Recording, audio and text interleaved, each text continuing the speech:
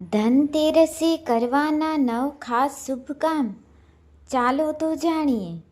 માતા લક્ષ્મીને પ્રસન્ન કરવા અને ઘરમાં ધન સમૃદ્ધિ લાવવા માટે લક્ષ્મી ગણેશ પૂજન કરો.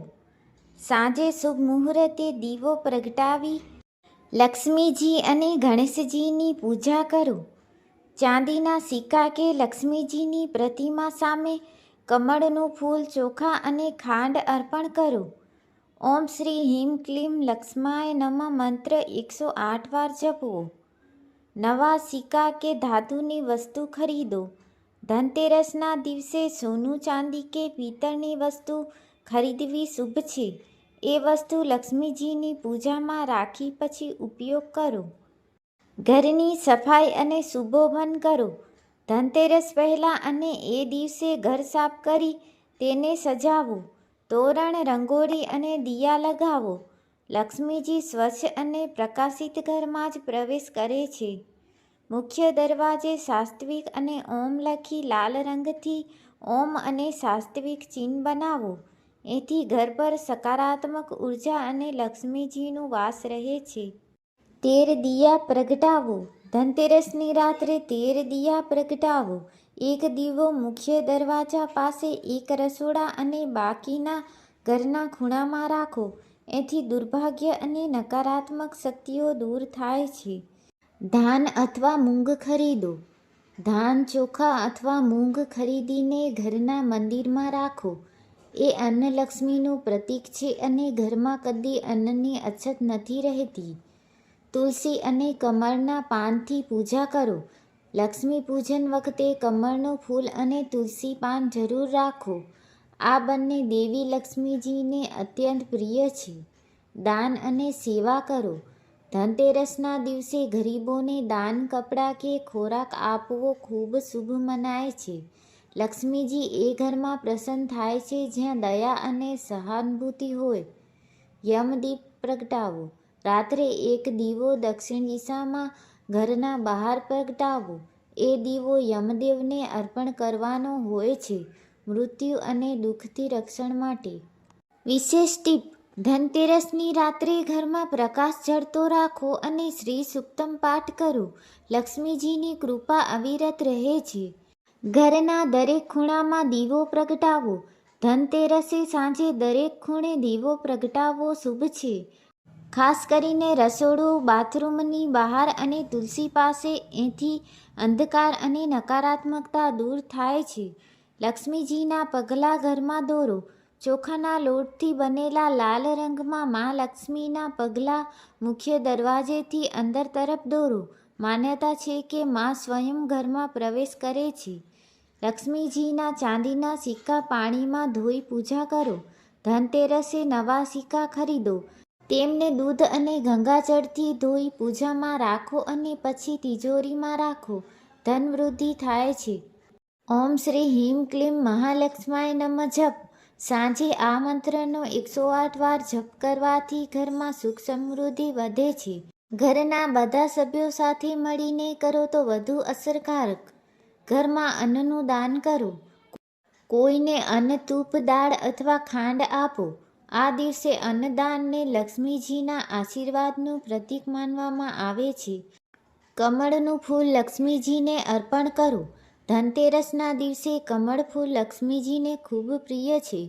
પૂજન પછી તે ફૂલ તિજોરીમાં રાખો. ધન ટકાવી રાખે છે. લક્ષ્મી પૂજન પછી મીઠું પાણી છાંટવું. પૂજન પછી ઘરમાં મીઠું મિક્સ કરેલું પાણી છાંટો. એથી નકારાત્મક ઉર્જા દૂર થાય છે અને પોઝિટિવ વાઇબ્સ આવે છે. તિજોરી અથવા કબાટમાં દર્પણ રાખો. ધનતેરસે નાનું આઈનો દર્પણ તિજોરીમાં રાખવાથી ધન 1.5 ગણું વધે છે એવી માન્યતા છે. રાત્રે ઘરમાં સંપૂર્ણ પ્રકાશ રાખો. ધનતેરસની રાત્રે ઘરમાં અંધકાર ન રહે એ ધ્યાન રાખો.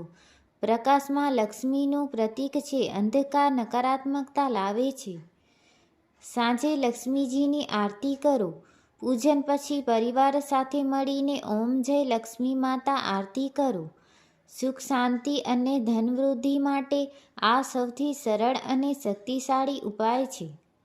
વિશેષ ઉપાય: જો તમે ઈચ્છો કે ધન કદી ન ખૂટે તો ધનતેરસની રાત્રે ચાંદીના સિક્કા પર હળવો કુમકુમ લગાવી તેને તિજોરીમાં રાખો. દર વર્ષે ધનતેરસે તેને ધોઈ ફરી પૂજન કરો. દક્ષિણ દિશામાં દીવો રાખો. ધનતેરસથી શરૂ કરી દરરોજ દક્ષિણ દિશામાં એક દીવો પ્રગટાવો. આ યમદીપ કહેવાય છે અને દુર્ભાગ્યને દૂર કરે છે. રોજ રાત્રે લક્ષ્મીજીનો મંત્ર જપ. દરરોજ સાંજે ઓમ શ્રી હીમ ક્લીમ મહાલક્ષ્માય નમઃ 108 વાર જપ કરો. જપ સમયે લાલ કપડું બિછાવી અને ચંદનની સુગંધ પ્રગટાવો. ઘરના ઉત્તર ખૂણામાં અન્નભંડાર રાખો. અન્ન લક્ષ્મીજીનું સ્વરૂપ છે. ઘરના ઉત્તર ખૂણામાં ચોખા ઘઉં કે દાળના ડબ્બા રાખો. એથી અન્ન અને ધન ટકે છે. ચાંદીનો હાથી તિજોરીમાં રાખો. લક્ષ્મીજીના વાહન રૂપે હાથી સમૃદ્ધિ લાવે છે. ધનતેરસે ચાંદીનો કે ધાતુનો હાથી ખરીદીને તિજોરીમાં રાખો. ગુલાબ અને કમળના ફૂલથી પૂજન કરો. આ બંને ફૂલ લક્ષ્મીજીને અતિ પ્રિય છે. પૂજન પછી એ ફૂલ તિજોરીમાં રાખો અથવા કમળના પાંદડા સૂકવીને રાખો. તિજોરી સામે દર્પણ લગાવો. તિજોરી સામે દર્પણ લગાવવાથી ધનની પ્રકૃતિ બને છે, એટલે કે ધન વધે એવી માન્યતા છે. તુલસી અને લક્ષ્મીજીનું મિલન. ધનતેરસથી શરૂ કરીને તુલસી પર દીવો પ્રગટાવો. દિવાળીના દિવસે તુલસી પર કમળ અર્પણ કરો એ અત્યંત શુભ છે. ઘરમાં સુગંધિત દીવો કે ધૂપ પ્રગટાવો. ઘરમાં ગુલાબ, ચંદન કે કેમ્ફરની સુગંધ ફેલાવો. સુગંધ લક્ષ્મીજીને આકર્ષે છે અને નકારાત્મક ઉર્જા દૂર કરે છે. લક્ષ્મી ચોપડા લખવાનું શરૂ કરો. ધનતેરસથી નવા ખાતા કે લક્ષ્મી ચોપડા શરૂ કરવી શુભ મનાય છે.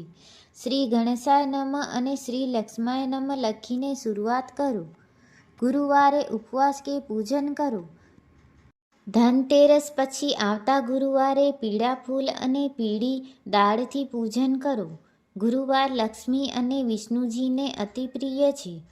ઘરના મુખ્ય દરવાજા પાસે ચાંદીનો સિક્કો દબાવો. ધનતેરસની રાત્રે મુખ્ય દરવાજાના ખૂણામાં નાનો ચાંદીનો સિક્કો દબાવો. એથી ઘરમાં ધન પ્રવેશે છે અને લાંબા સમય સુધી ટકે છે. પૂનમના દિવસે ચંદ્રને દૂધ અર્પણ કરો. દિવાળીની પૂનમની રાત્રે ચંદ્રને દૂધ અને ખાંડથી અર્પણ કરો. એથી માનસિક શાંતિ અને ધન પ્રાપ્તિ વધે છે. વિશેષ ટીપ: ધનતેરસથી દિવાળી સુધી રાત્રે ઘરમાં દીવો કદી ન બુઝાવો. પ્રકાશ લક્ષ્મીજીનું સ્વરૂપ છે. પ્રકાશ ચાલુ રહેશે ત્યાં સુધી લક્ષ્મીજીનો વાસ રહે છે.